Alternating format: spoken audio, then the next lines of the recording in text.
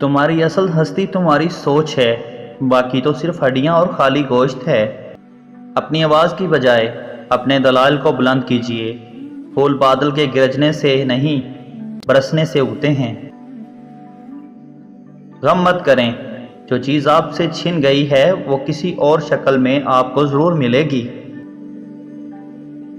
جو تمہیں نظر انداز کرے اسے نظر آنا چھوڑ دو۔ اگر آپ جاننا چاہتے ہیں کہ انسان کیسا ہے تو اچھی طرح دیکھ لیں کہ وہ اپنے کمتر لوگوں کے ساتھ کیسا برتاؤ کرتا ہے، نہ کہ اپنے برابر والوں کے ساتھ۔ خوش رہنے کا صرف ایک ہی راز ہے کہ امید صرف اپنے آپ سے رکھو، کسی اور سے نہیں۔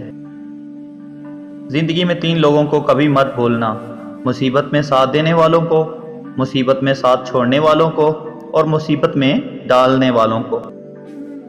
5 حالتوں میں ہمیشہ خاموش رہیں۔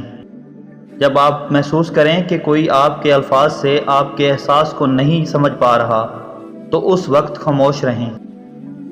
جب آپ نہیں جانتے کہ کیا کہنا ہے، آپ کو اپنے خیالات اور مخصوص پہلوؤں کے بارے میں علم پر شک ہو تو اس وقت بھی خاموش رہیں۔ جب کوئی دوسرے شخص پر تنقید کر رہا ہو تو آپ کو اس قسم کی منفیت کا حصہ بننے کی ضرورت نہیں، اس وقت بھی خاموش رہیں۔ جب کوئی غصے اور نفرت میں چیختا ہے اور بڑبڑاتا ہے تو آپ خاموش رہ کر اس شخص کو آرام دیتے ہیں۔ جب کوئی دوسرا شخص جذباتی طور پر اپنی زندگی کے کچھ واقعات شیئر کر رہا ہو تو خاموش رہ کر سنیں۔ وہ چیز جو ہماری ضرورت سے زیادہ ہو زہر ہے، پھر چاہے طاقت، دولت، بھوک، لالچ، انا، سستی، محبت، امنگ، نفرت ہو، یا ضرورت سے زیادہ کچھ بھی ہو۔